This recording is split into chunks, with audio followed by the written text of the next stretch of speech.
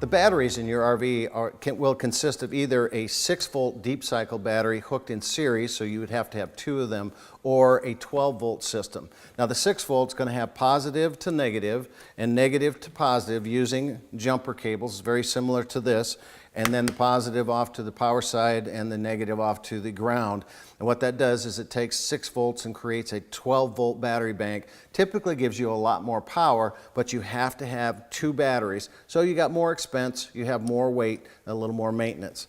Now the 12-volt battery here, again deep cycled, and the reason is they're designed to be drawn down and cycled back up, charged several different times. Some of them will do 200 or more cycles depending on how well you maintain them.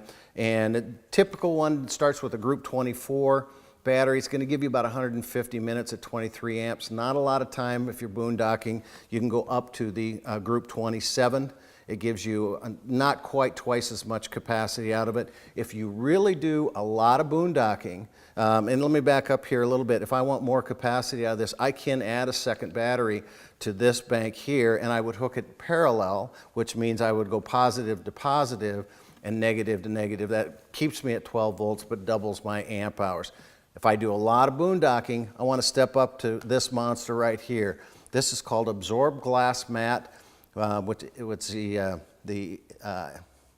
Agm batteries, and you see there's no maintenance. You have no fill necks in here. I can lay it down sideways if I want to in a compartment if I got a really tight place to get it. I have a lot less maintenance, less sulfation. It's going to give me twice the capacity. It is a lot more expensive, but it typically will last a lot longer. So depending on how much boondocking you use, how much battery capacity you need, you do have a variety of different options from the 6 to the 12 to the absorbed glass mat, which by the way you can get in both 6 and 12 volt.